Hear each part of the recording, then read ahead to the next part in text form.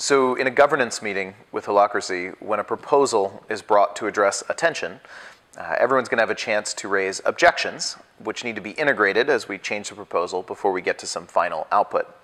This is one of the biggest learning curves for people new to Holacracy, because there's a very specific definition of objection.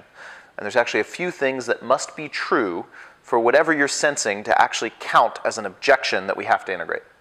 And one of those is, whatever you're sensing, it's got to be a reason why adopting this proposal would move us backwards or cause harm. Right? Because if it wouldn't move us backwards or cause harm, if it's just maybe a better idea or a way of addressing something else important, then it's actually a different tension. It's something else that you might want to add to the agenda, and then we can process it, and then we can get it integrated. But it's not actually a reason why this proposal is going to cause harm or move us backwards. Right? So that definition and that rule helps us sort through all of those better ideas and other tensions that might otherwise distract us from processing the proposer's tension. Another way we get there, for whatever you're raising to be counted as an objection, it has to be true that it's going to be created specifically by adopting the proposal.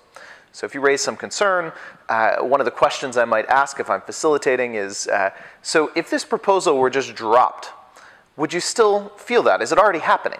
Right? Because if it's already happening in the system currently, then it's not created by adopting this proposal. And it's something else to address, but it's not a reason why we're moving backwards or causing harm by adopting this. So it sorts that out. And then another one that's really common is, especially with new groups, there's a lot of fear of what might happen, especially when we're used to organizations where it's very difficult to adapt, very difficult to change a decision that's made through a big meeting, right? So often people will raise an objection out of fear of what might happen.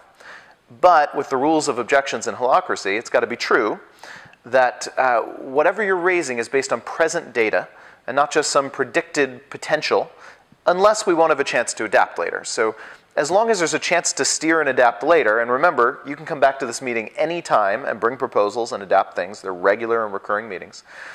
So I might ask, is it safe enough to try? Knowing you can come back to this at any point. So is it safe enough to try so you don't have to predict and anticipate what might happen? You can see how it plays out. Knowing you can come back as soon as you get real data. And so there's another criteria that helps sort out objections. And when you run things through those rules and some questions to help the person raising the objection sort out what it is, what you're doing is really zeroing in, getting rid of all of the other distracting elements to processing a proposal, the other tensions at play, the fears, and you're getting down to what do we actually need to integrate in order to address this one tension for the organization, one step at a time. And then we'll get to the next one and the next one and the next one. One tension at a time by having clear rules for what's a valid objection to sort out all the other stuff.